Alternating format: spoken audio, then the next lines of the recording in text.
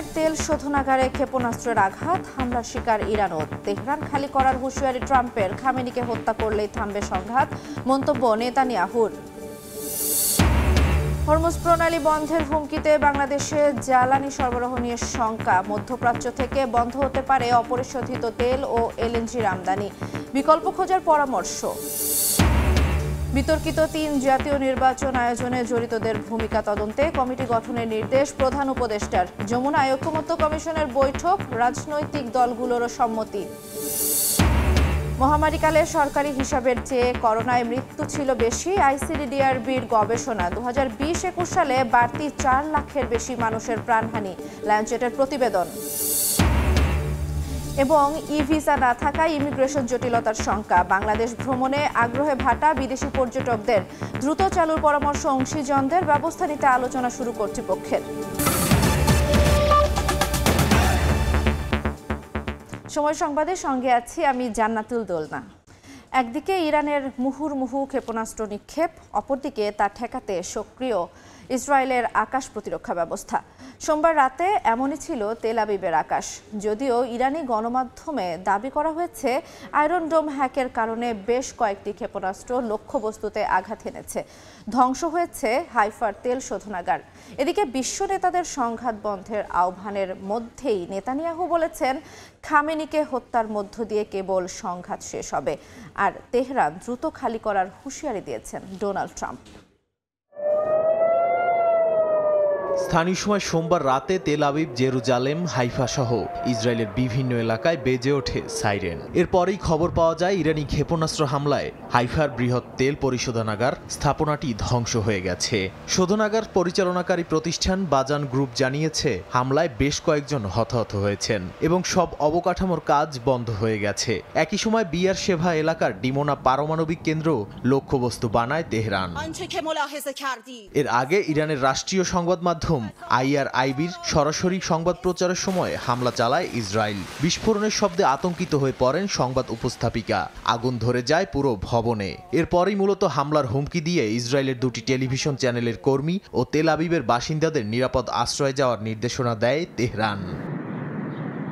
রাতভর ইরানের ড্রোন ও ক্ষেপণাস্ত্রের আঘাত ঠেকাতে ইসরায়েল নিজেদের আকাশ প্রতিরক্ষা ব্যবস্থা চালু রাখে। তবে একটি প্রতিরক্ষা মিসাইল উড্ডয়নের আগেই লুটিয়ে পড়ে তেল আবিবের মাটিতে।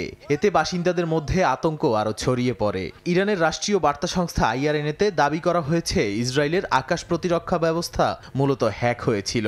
এ কারণেই তা ইরানি ক্ষেপণাস্ত্র ঠেকাতে ব্যর্থ হয়। তাবরিজ শহরে ইসরায়েলের F-35 যুদ্ধবিমান ভূপাতিতের দাবিও করেছে ইরান।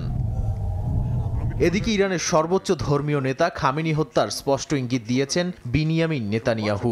ABC নিউজকে বলেন, খামেনিকে হত্যা করা হলে যুদ্ধ বিস্তৃত হবে না, বরং সংঘাত বন্ধ হবে। মার্কিন সংবাদ মাধ্যমগুলো জানায় খামেনিকে হত্যার পরিকল্পনায় ভেটো দিয়েছেন মার্কিন প্রেসিডেন্ট ডোনাল্ড ট্রাম্প। যদিও ট্রুথ সোশ্যালে দেয়া পোস্টে হুঁশিয়ারি দিয়ে ট্রাম্প বলেছেন ইরান শিগগিরই পারমাণবিক চুক্তি না করলে বাসিন্দাদের তেহরান ত্যাগ করা উচিত। এদিকে ইরানের প্রেসিডেন্ট মাসুদ পেজেশকিয়ান বলেছেন ইসরায়েলের সঙ্গে যুদ্ধ পরিধি বাড়াতে চায় না ইরান, তবে যে কোনো আক্রমণের পাল্টা জবাব দেয়া হবে। আর দেশটির পররাষ্ট্রমন্ত্রী বলেছেন ইসরায়েলের হামলা কূটনীতির জন্য একটি বড় আঘাত। নাদিম মারজান, সময় সংবাদ। কাতার থেকে বছরে 40 থেকে 50টি কার্গোর মাধ্যমে এলএনজি আমদানি করে বাংলাদেশ। চুক্তি অনুযায়ী ওমান থেকেও এলএনজি কার্গো আসে, কিন্তু ইরানের হরমুজ প্রণালী বন্ধের হুমকি দেয় বাংলাদেশেও জ্বালানি তেল ও এলএনজি সরবরাহে বিঘ্ন ঘটার শঙ্কা দেখা দিয়েছে। সাখাওয়াত ত্রিপুর ক্যামেরা বিস্তারিত জানাচ্ছেন কমল দে।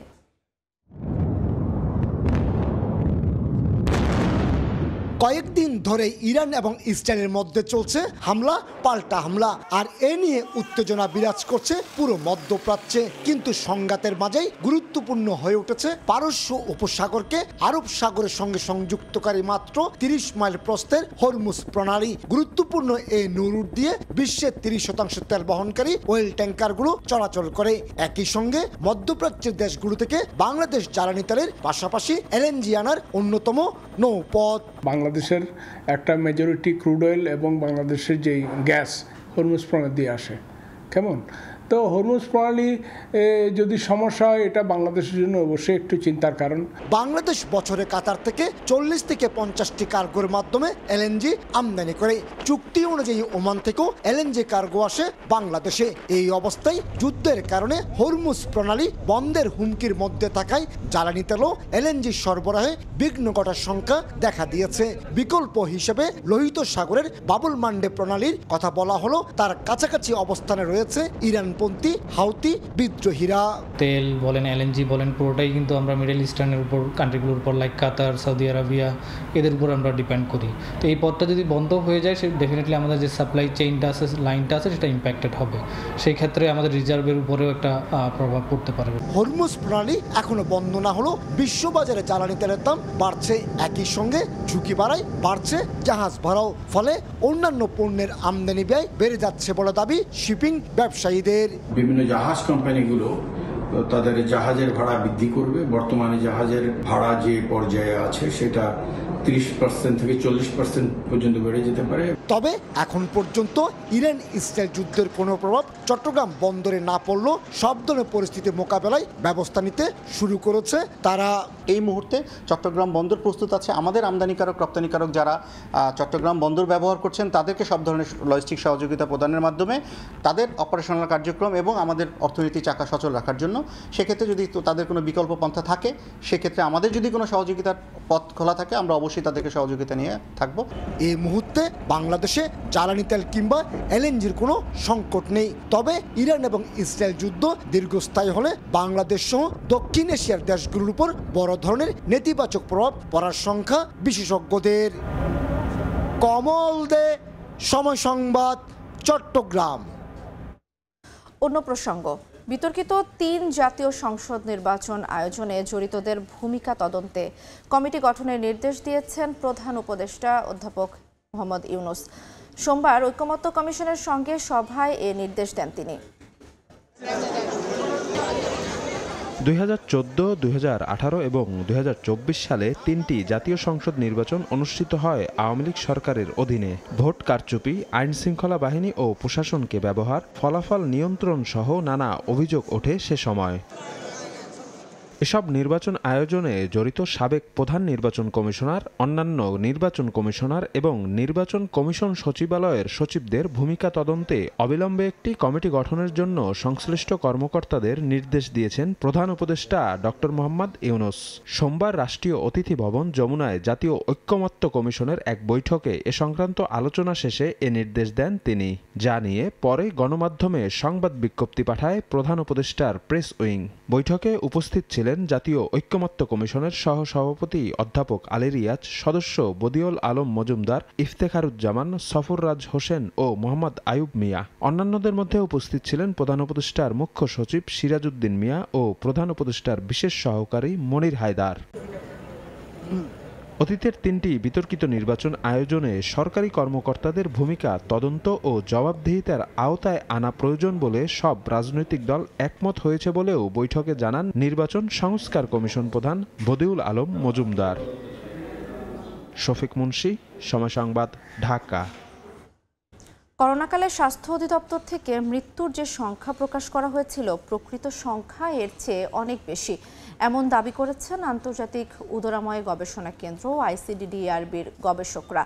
তাদের মতে, যারা হাসপাতালে আসেননি, যারা করোনার সব উপসর্গ নিয়ে ভুগেছেন, তাদের মৃত্যু সরকারি পরিসংখ্যানে নেই। সীতাকুণ্ড ও ঢাকা উত্তর সিটি কর্পোরেশন এলাকায় আলাদা 2টি গবেষণা করেন তারা। এছাড়াও চিকিৎসা ও জনস্বাস্থ্য সাময়িকী ল্যান্সেটের উল্লেখ করা হয়, করোনাকালে 2020 ও 2021 সালে দেশে বাড়তি 4,13,000 মানুষের মৃত্যু হয়। এর কোনো তথ্যই লিপিবদ্ধ হয়নি। মনির হোসেনের রিপোর্ট।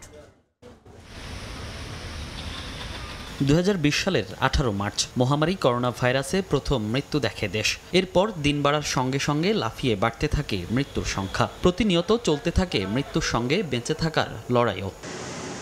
বছর 5 পরে এসে আবারও চোখ রাঙাচ্ছে করোনা। স্বাস্থ্য অধিদপ্তরের তথ্য অনুযায়ী চলতি বছর করোনায় দেশে মৃত্যু হয় 4 জনের। সব মিলিয়ে 15 জুন পর্যন্ত করোনায় আক্রান্ত হয়ে মারা গেছেন 29,503 জন। এর আগে করোনায় মৃত্যু শূন্য ছিল 2024 সাল। 2023 সালে মারা যান 37 জন এবং 2022 সালে মারা যান 1,368 জন। করোনায় মোট মৃত্যু হওয়া বাকি 28,094 জনের মৃত্যু হয় 2020-21 সালে। করোনাকালীন স্বাস্থ্য অধিদপ্তরের এমন পরিসংখ্যান বাস্তবে ছিল ভিন্ন। সে সময়ে মৃত্যুর যে সংখ্যা বলা হয়েছে তার চেয়ে অনেক বেশি মৃত্যু হয়েছে বলে দাবি আন্তর্জাতিক উদরময় গবেষণা কেন্দ্র বাংলাদেশ ICDDRB এর গবেষকদের। করোনার সময় মৃত্যুর সংখ্যা নিয়ে চট্টগ্রামের সীতাকুণ্ড ও ঢাকা উত্তর সিটি কর্পোরেশন এলাকায় আলাদা দুটি গবেষণা হয়। তাদের মতে সরকারি হিসাবে আছে শুধু হাসপাতালে মৃত্যুর তথ্য। যারা হাসপাতালে আসেননি, যারা করোনার উপসর্গ নিয়ে ভুগেছেন, তাদের মৃত্যুর তথ্য সরকারি পরিসংখ্যানে নেই। এছাড়া 2022 সালের 10 মার্চ বাড়তি মৃত্যুর অনুমিত সংখ্যা প্রকাশ করে চিকিৎসা ও জনস্বাস্থ্য সাময়িকী ল্যান্সেটে উল্লেখ করা হয়, করোনাকালে 2020 ও 21 সালে বাংলাদেশে বাড়তি 4,13,000 মানুষের মৃত্যু হয়েছে। কোভিডের সময় বিশেষ করে 2020 সালে অনেক অতিরিক্ত মৃত্যু হয়েছে, যেটা প্রত্যক্ষভাবে কোভিডের জন্য, আবার একই সাথে পরোক্ষভাবে কোভিডকালীন কিছু মৃত্যু হন যে করোনায় ভুগছেন কিন্তু কোনো কারণে করোনার ডায়াগনোসিস হয় নাই, এই কারণে সেই মৃত্যুটা হয়তো সরকারি নথি এবং তথ্যে আসে নাই। বাস্তবের এমন চিত্র আর স্বাস্থ্য অধিদপ্তরের পরিসংখ্যান। তবে কি করোনায় মৃত্যুর তথ্য গোপন করেছিল তৎকালীন সরকার? এমন প্রশ্নে ICDDRB এর এই গবেষক বলছেন, অতীতে করোনাকালীন সব মৃত্যুর তথ্য সংরক্ষণ করা হয়নি। বর্তমানেও শুধু করোনায় আক্রান্ত মৃত্যুর সংখ্যা বিবেচনা না করে অন্যান্য মৃত্যুর তথ্য পর্যালোচনার পরামর্শ তার। এই ব্যাপারে কিছু জানি না যে সরকার আসলে তাদের পক্ষ থেকে তথ্য কমিয়েছিল কিনা বা বাড়িয়েছিল কিনা বা গোপন করেছিল কিনা, বাট আমরা যেটা জানি সেটা হচ্ছে যে সরকার তার মতো করে 29,000 রিপোর্ট করেছে।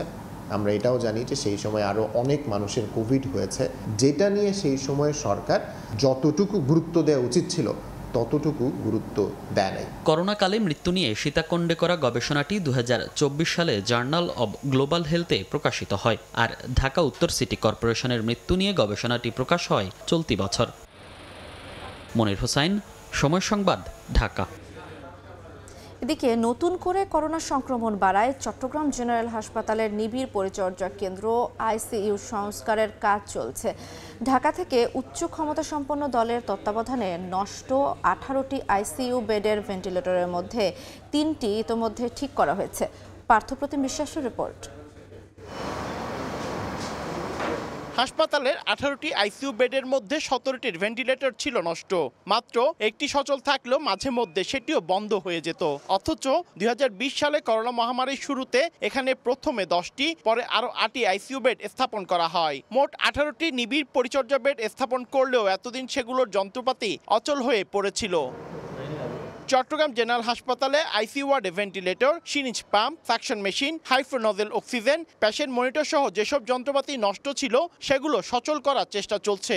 ঢাকা থেকে আসা উচ্চ ক্ষমতা সম্পন্ন টিম কাজ করছে জানান তত্ত্বাবধায়ক। পর্যাপ্ত পরিমাণে হাইফ্রোনাজাল ক্যানুলা, বাইপেপ মেশিন এবং ভেন্টিলেটর আছে এবং আরও কিছু মেশিন 2-1 দিনের মধ্যেই সচল হয়ে যাবে। সর্বাধিক গুরুত্ব দিয়ে করোনা রোগীদের জন্য ইতিমধ্যে 5টি ICU বেড প্রস্তুত করা হয়েছে বলে জানান জেনারেল হাসপাতালের ICU ইনচার্জ। যেগুলো কিছু অচল মেশিন ছিল সেগুলো সচল করার জন্য ইতিমধ্যে উদ্যোগ নেওয়া হয়েছে এবং কাজ চলছে। ICU ইউনিট পরিদর্শনে এসে চট্টগ্রাম সিটি মেয়র জানান, ঢাকা থেকে আসা টিমের মাধ্যমে 3টি ভেন্টিলেটর ইতিমধ্যে ঠিক করা হয়েছে। বাকিগুলো দ্রুত ঠিক করা হবে বলেও আশাবাদ ব্যক্ত করেন তিনি। কাজ করতে এসেছে তারা স্পষ্ট বলেছে যে টোটাল 10টা ভেন্টিলেটর তারা ফাংশনিং করে দিতে পারবে। তো আর বাকিগুলো আমাদের যেখানকার বায়োমেডিক্যাল ইঞ্জিনিয়ার আছে তারা কাজ করছে, তারাও যদি সেটা ফাংশনিং করে তারা আশা করি সমস্ত ভেন্টিলেটর ফাংশনিং হয়ে যাবে উইদিন শর্ট টাইম। এই মেশিনগুলো তো অনেক দিন ধরে চলছে আর কি, জাস্ট সিম্পল কিছু ট্রাভেল আছে, যেমন অক্সিজেন সেন্সরের কিছু প্রবলেম আছে বা বোর্ডের কিছু প্রবলেম আছে, ওগুলো আমরা চেষ্টা করছি ঠিক করে দেওয়ার জন্য। এছাড়া হাসপাতালটিতে বর্তমানে জনবল সংকটও রয়েছে। 2020 সালে করোনা ইউনিটের জন্য যে 22 জন চিকিৎসক সংযুক্তি পেয়েছিলেন তাদের সবাইকে চলতি বছরের 19 ফেব্রুয়ারি একসঙ্গে বদলি করা হয়। এরপর আর কাউকে নিয়োগ দেয়া হয়নি। পার্থপ্রতিম বিশ্বাস, সময় সংবাদ, চট্টগ্রাম। সময় সংবাদে আরও থাকছে।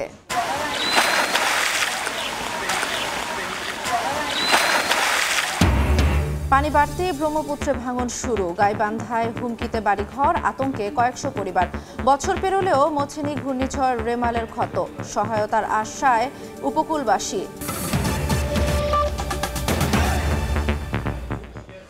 বাংলাদেশ ভ্রমণে নেই ইলেকট্রনিক বা ই-ভিসার ব্যবস্থা। এতে বিমানবন্দরে ইমিগ্রেশন জটিলতার শঙ্কায় অনেক বিদেশি পর্যটক আগ্রহী হন না বাংলাদেশ ভ্রমণে। বিদেশি পর্যটক বাড়াতে দ্রুতই সরকারকে ই-ভিসা চালুর সিদ্ধান্ত নিতে হবে, এমনটাই মনে করেন অংশীজনরা। প্রাথমিকভাবে কয়েকটি দেশকে অনুমোদনের পরামর্শ দিয়েছেন তারা। পর্যটন বোর্ড ও সিভিল এভিয়েশন জানিয়েছে, তৃতীয় টার্মিনাল কেন্দ্র করে এ ব্যবস্থা নিয়ে আলোচনা চলছে। কাজল আব্দুল্লাহর রিপোর্ট।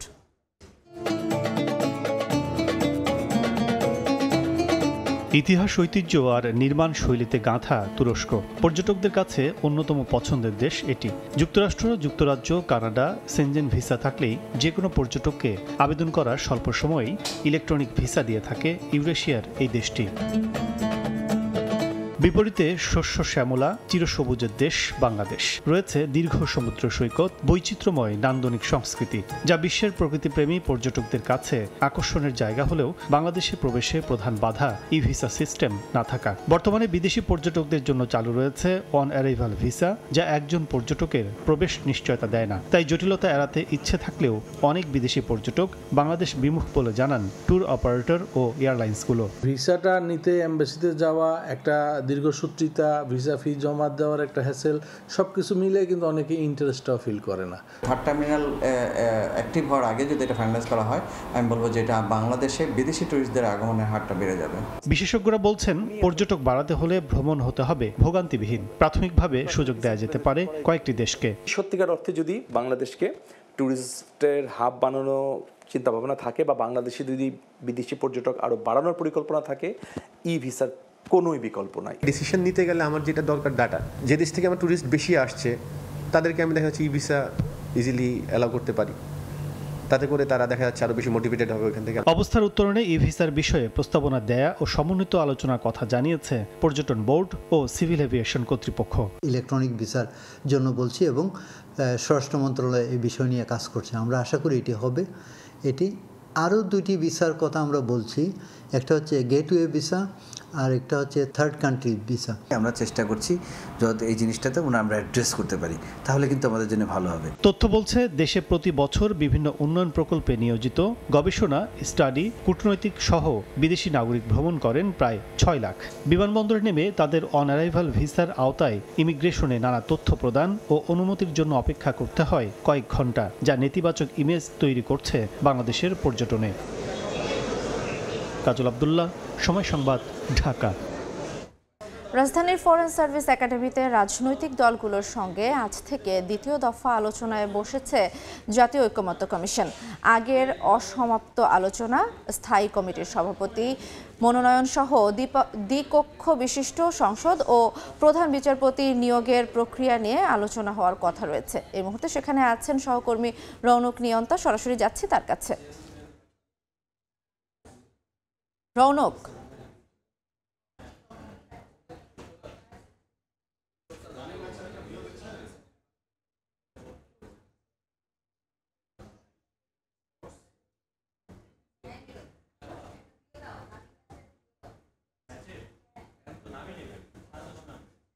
দলগুলোর সঙ্গে দ্বিতীয় পর্যায়ের আজকে বৈঠক শুরু করতে যাচ্ছে জাতীয় ঐকমত্য কমিশন। প্রথম পর্যায়ের অসমাপ্ত আলোচনার আজকে সমাপ্ত করার জন্য আসলে এই বৈঠকের আয়োজন করা হয়েছে। রাজনৈতিক দলগুলো আসবেন, তারা যে বিষয়গুলোতে আসলে ঐকমত্যে পৌঁছাতে পারেনি প্রথম পর্যায়ের বৈঠকে, সেই বিষয়ে আসলে আলোচনা করা হবে। আজকের বিষয়গুলো তো মূলত কয়েকটি বিষয়ের উপর গুরুত্ব দেওয়া হবে। সেগুলোর মধ্যে রয়েছে সংবিধানের ৭০ অনুচ্ছেদ, সঙ্গে আরও রয়েছে স্থায়ী কমিটির সভাপতি মনোনয়ন, নারী প্রতিনিধিত্ব সহ দ্বিকক্ষ বিশিষ্ট সংসদ এবং প্রধান বিচারপতির নিয়োগ প্রক্রিয়ায় যে সব বিষয় আসলে দ্বিমত রয়েছে, সেই প্রস্তাবগুলোতে আসলে ঐক্যমতে আসার চেষ্টা করা হবে। আরেকটু বলে রাখি, প্রথম পর্যায়ের বৈঠকে আসলে ২রা জুন প্রথম পর্যায়ের বৈঠকে যে বিষয়গুলোতে আসলে ঐক্যমতে আসতে পারেনি এবং এরপরই চলতি মাসে ২রা জুন প্রধান উপদেষ্টা ডক্টর মোহাম্মদ ইউনূস দ্বিতীয় পর্যায়ের বৈঠকের উদ্বোধন করেন। তবে এর পরদিনই আলোচনা আসলে স্থগিত হয়ে যায় এবং এরই ধারাবাহিকতায় আজকে আবারও যেসব প্রস্তাবগুলোতে রাজনৈতিক দলগুলো দ্বিমত প্রকাশ করেছে এবং যেসব বিষয় আসলে আলোচনা করা অসমাপ্ত রয়েছে সেগুলো নিয়ে আসলে আলোচনার জন্যই এই বৈঠকের উপর গুরুত্ব দেওয়া হয়েছে। আজকে রাজনৈতিক দলগুলো কিছুক্ষণ পরই রাজধানীর ফরেস্ট সার্ভিস একাডেমিতে আসবেন এবং তার আলোচনায় বসবেন এবং এর সভাপতিত্ব করবেন অধ্যাপক আলী রিয়াজ। তো এই ছিল আমার কাছে রাজধানীর ফরেস্ট সার্ভিস একাডেমি থেকে সবশেষ। আমরা সরাসরি যুক্ত ছিলাম রাজধানীর ফরেন সার্ভিস একাডেমি থেকে। অ্যালটেক অ্যালুমিনিয়াম, গড়ে উঠছে আগামী শহর। বছর পেরোলেও ঘূর্ণিঝড় রেমালের দুঃসহ স্মৃতি আজও তাড়া করে ফেরে উপকূলবাসীকে। কেমন ছিল ভয়াবহ সেই সব দিন, এখনই বা কেমন আছেন প্রতিনিয়ত ঘূর্ণিঝড় জলোচ্ছ্বাসের সঙ্গে যুদ্ধ করে বেঁচে থাকা মানুষেরা? খুলনা ও পিরোজপুর থেকে ফিরে এসে সেই খবর জানাচ্ছেন মাইমুনা হায়দার চৌধুরী। ক্যামেরায় ছিলেন সাইফুল ইসলাম। 25 মে 2024 8-10টা দিনের মতো ছিল না। প্রায় 7 ঘন্টা ধরে উপকূলে তাণ্ডব চালিয়েছিল ঘূর্ণিঝড় রেমাল। লণ্ডভণ্ড হয়ে যায় বিস্তীর্ণ জনপদ। প্রায় 12 ফুট উচ্চতার জলোচ্ছ্বাসে প্লাবিত হয় খুলনা, পিরোজপুর সহ উপকূলবর্তী মানুষের সর্বস্ব। ভয় পাইছিলাম, সেই হঠাৎ মনে হয় যে আবার অবদা ভেঙে গেছে, আবার আমাদের এই করতে হবে। শব্দ, কি জলের স্রোত, আর ওই দেখে আমার মেয়ে দুটো তো বলতেছে যে বাবা মা আমাদের কি হবে এখন। সেদিন তিলে তিলে গড়ে তোলা সংসার চোখের সামনে ভেসে যেতে দেখে দিশেহারা হয়ে পড়েছিলেন মণ্ডল দম্পতি। ঝড়ের হাত থেকে সন্তান নাকি সংসার, কাকে বাঁচাবেন? এমন পরিস্থিতিতে বুকের ধনকেই বাঁচান তারা, হারান বাকি সব। এই যে কি দৃশ্য, স্রোতে এই যে যাবো এই পাশে, তাও যাওয়ার মতো আমাদের কোনো পরিস্থিতি ছিল না, ভেসে যেতে হচ্ছিল যখন আমরা যাচ্ছিলাম। এখন মেয়ে দুটো নিয়ে কোনো কায়দায় জীবনটা বাঁচানোর জন্য আমরা রাস্তায় উঠলাম। আমাদের এখানে কোনো সাইক্লোন সেন্টারও নেই যে আমরা সেই জায়গায় দ্রুত যে আমরা সাইক্লোন সেন্টারে উঠবো, তেমনও কোনো পরিস্থিতি আমাদের নেই। ৪৮ বছরের সংসার সব একটু একটু করে আমি জোগাড় করছি, তা সব ভাসিয়ে যেতে আছে। আমাদের তো সব কিছু বাসায় নিয়ে যাচ্ছে, আমরা পরবর্তীতে বেঁচে থাকলে আমরা আবার এইটা আমাকে নতুন করে সব কিছু গড়ে তুলতে হবে। কিভাবে তুলবো, আমরা তো অসহায় মানুষ। উপকূলের এই মানুষের জীবনের সাথে মিশে আছে ভাঙা গড়ার এই খেলা। ঘূর্ণিঝড় রেমালের প্রায় বছর পেরিয়ে গেল, এখানকার মানুষেরা আজও কাটিয়ে উঠতে পারেনি ঝড়ের সেই দুঃসহ স্মৃতি। ছোট একটা বাচ্চা নিয়ে তখন তো সবাই আতঙ্ক, কি করবো, এত জল, গলা পর্যন্ত জল। গাছ পড়ছে ঘরের উপরে, গাছ পড়ার পর কি করব, কোনো জায়গা তো ঠাই নেই। প্রকৃতির কাছে হার মানলেও জীবনের কাছে হার মানেনি উপকূলের মানুষ। খড়কুটো কুড়িয়ে আবারও ঘুরে দাঁড়ানোর লড়াই, শঙ্কা মাথায় নিয়ে আবারও সাজিয়ে তুলছেন জীবন। খুলনা ও পিরোজপুরে ঘূর্ণিঝড় রেমালে আক্রান্তদের পাশে স্বেচ্ছাসেবী কিছু সংগঠন দাঁড়ালেও তা কোনোভাবেই পর্যাপ্ত নয়। ভাঙনে সব ভেঙে গেছিল, যার ফলে আমার এই মেশিনের সমস্যা যায়। ভাঙনের পরে আবার এই কাজটা আমরা শুরু করছি। রিহ্যাবিলিটেশনের অংশ হিসেবে আমরা এই ঘরবাড়ি নির্মাণের সহযোগিতা করি, আমরা হাইজিন স্যানিটেশন ব্যবস্থা করি। এখনো জোয়ারের পানিতে প্রতিনিয়তই দুর্ভোগে উপকূলবর্তী এই অঞ্চল। সমস্যার সমাধানে টেকসই বাঁধ চান স্থানীয়রা। মাইমুনা হায়দার চৌধুরী, সময় সংবাদ। পানি বৃদ্ধির সঙ্গে সঙ্গে ভাঙন শুরু হয়েছে ব্রহ্মপুত্র নদে। আতঙ্কে গাইবান্ধার ফুলছড়ি উপজেলার কয়েকশো পরিবার। হুমকির মুখে বাড়িঘর, প্রাথমিক বিদ্যালয়, মসজিদ সহ বিভিন্ন স্থাপনা। ভাঙন কবলিত এলাকা পরিদর্শন করে দ্রুত ব্যবস্থা নেওয়ার আশ্বাস পানি উন্নয়ন বোর্ডের। বিপ্লব ইসলামের রিপোর্ট। পানি বাড়তে শুরু করায় ব্রহ্মপুত্র নদে শুরু হয়েছে ভাঙন। আতঙ্কে গাইবান্ধার ফুলছড়ির কয়েকটি গ্রামের কয়েকশো পরিবার। স্থানীয়রা জানান, গত 2 সপ্তাহ ধরে উত্তর উড়িয়া থেকে কটিয়ার ভিটা পর্যন্ত প্রায় 3 কিলোমিটার এলাকায় নদে তীব্র ভাঙন শুরু হয়েছে। ঝুঁকিতে কটিয়ার ভিটা সরকারি প্রাথমিক বিদ্যালয়, চরকালাসোনা সরকারি প্রাথমিক বিদ্যালয় সহ বেশ কয়েকটি স্কুল, কয়েকশো বসতবাড়ি, একটি বাজার, কবরস্থান, মসজিদ সহ বিভিন্ন স্থাপনা ও আবাদি জমি। বাড়ি ঘর দুয়ার এগুলো তো ভাঙতেছে, কিন্তু এখানে ব্যবসা প্রতিষ্ঠানও আছে, কিন্তু আমাদের এখানে তো দ্রুত কাজের প্রয়োজন। সরকারি যে একটা স্কুল, সরকারও কোনো ভাঙন রোধে জরুরি ভিত্তিতে জিও ব্যাগ ফেলার ব্যবস্থার পাশাপাশি স্থায়ী প্রতিরোধ প্রকল্প নেওয়া হবে বলে জানালেন পানি উন্নয়ন বোর্ডের কর্মকর্তা। কটিয়ার ভিটাতে যে একটি সরকারি প্রাথমিক বিদ্যালয় সহ ওখানে যে বসত বাড়ি আছে সেগুলো যেন নদীগর্ভে বিলীন হয়ে না যায় সে বিষয়ে হচ্ছে যে আমার তত্ত্বাবধায়ক প্রকৌশলী মহোদয় নির্দেশনা প্রদান করে গেছেন। আমরা আমাদের দপ্তরে মজুদকৃত জিও ব্যাগ দিয়ে সেখানে ভাঙন প্রশমনের জন্য প্রয়োজনীয় উদ্যোগ গ্রহণ করতেছি। প্রতি বছর বর্ষা এলেই নদী ভাঙনে ভিটামাটি হারানোর আতঙ্কে পড়েন ব্রহ্মপুত্র পাড়ের ফুলছড়ি সহ ৩ উপজেলার কয়েক হাজার মানুষ। বর্ষার শুরুতেই ফুলছড়ি উপজেলার উড়িয়া ইউনিয়নের প্রায় ৩ কিলোমিটার এলাকার ৫০০ শতাধিক পরিবার পড়েছে নদী ভাঙনের হুমকির মুখে। প্রায় ২ সপ্তাহ থেকে ভাঙছে বসতবাড়ি, আবাদি জমি। এতে হুমকির মুখে পড়েছে এখানকার সরকারি বিভিন্ন প্রতিষ্ঠান সহ বসতবাড়ি। দ্রুত এই এলাকাটিতে জরুরি কাজ করার দাবি এলাকাবাসীর। বিপ্লব ইসলাম, সময় সংবাদ, গাইবান্ধা। নওগাঁর আড়তে বেড়েছে সব ধরনের আমের সরবরাহ, এতে কমেছে দাম। এ বিষয়ে বিস্তারিত জানাতে নওগাঁয় আমের আড়তে আছেন রিপোর্টার এমআর রকি। সরাসরি যাচ্ছি তার কাছে।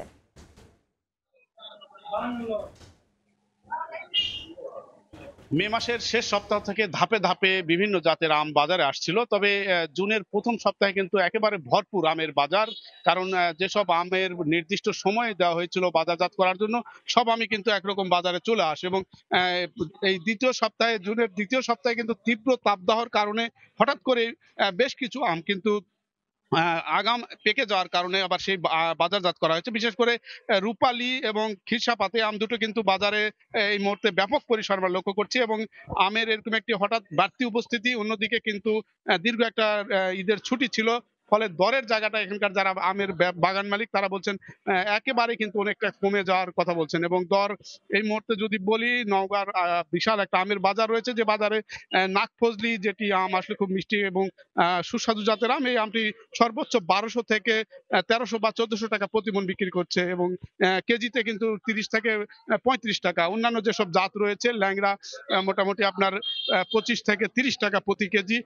খিরসাপাত বা হিমসাগর যেটি এটাও একই রকম 30 থেকে 25 টাকা প্রতি কেজিতে এই আড়তগুলোতে কেনা বেচা চলছে। সে সাথে নতুন যে জাতটি এসেছে রূপালী আম, এই আমটা কিন্তু আরো জুনের একেবারে শেষ সপ্তাহে আসার কথা ছিল।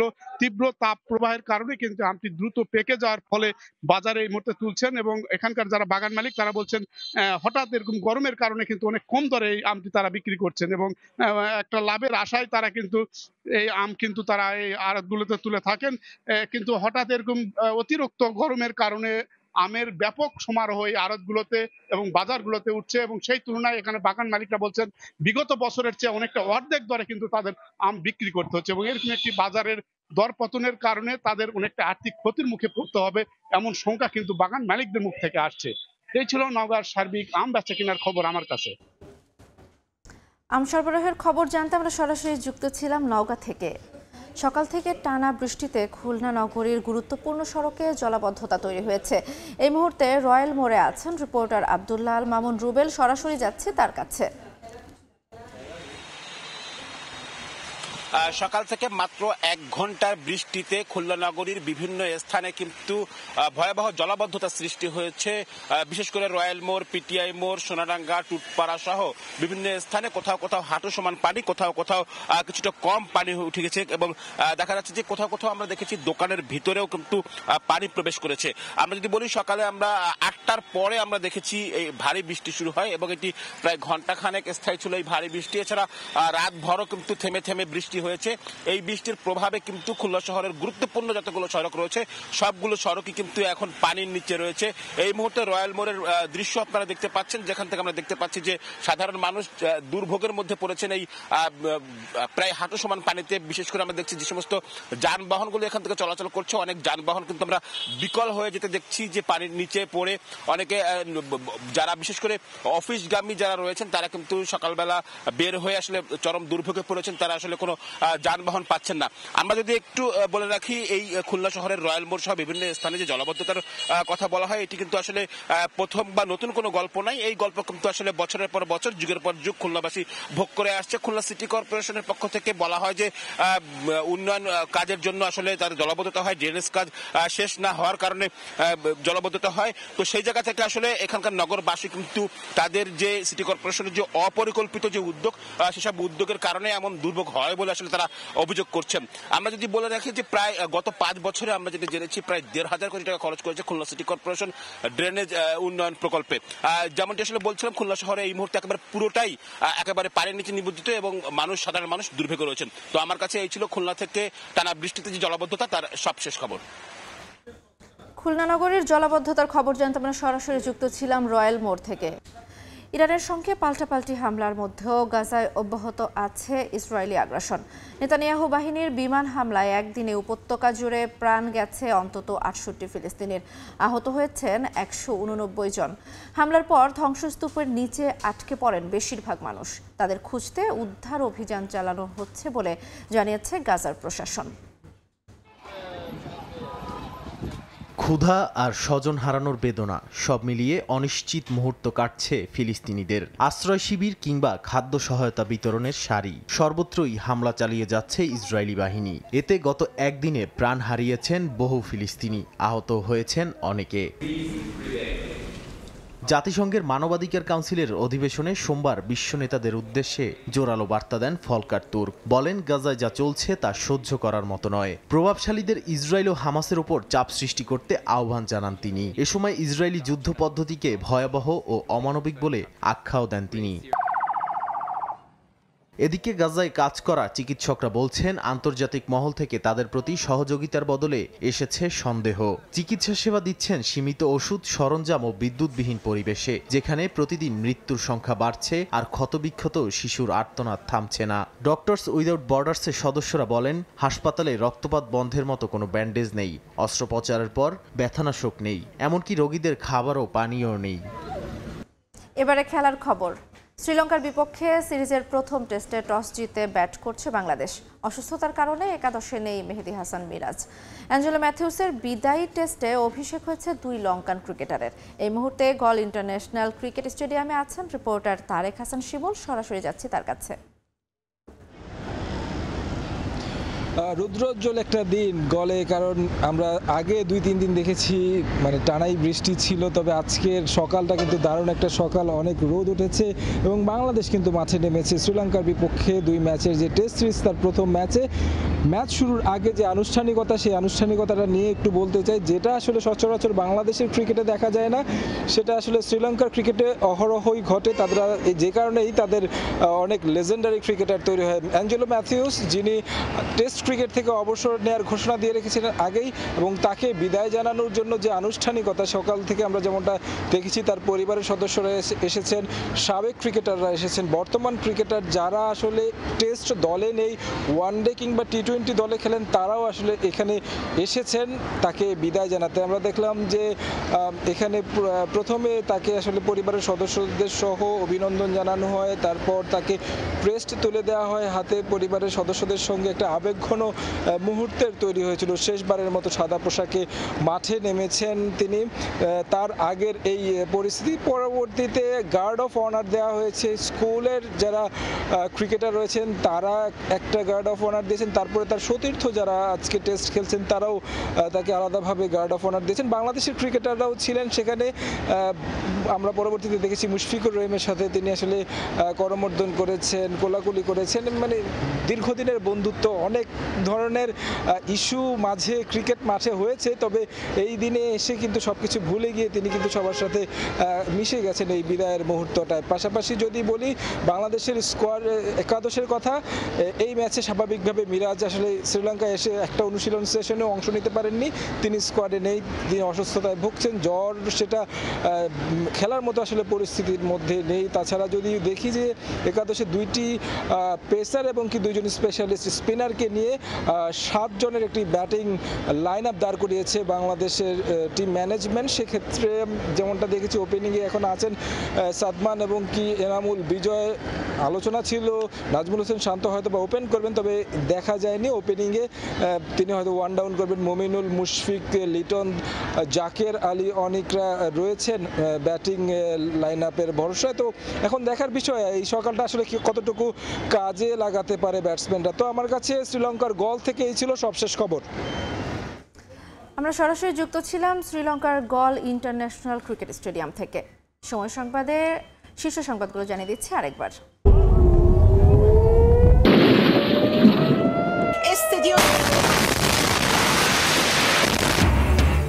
ইসরায়েলের তেল শোধনাগারের ক্ষেপণাস্ত্রের আঘাত, হামলার শিকার ইরানও।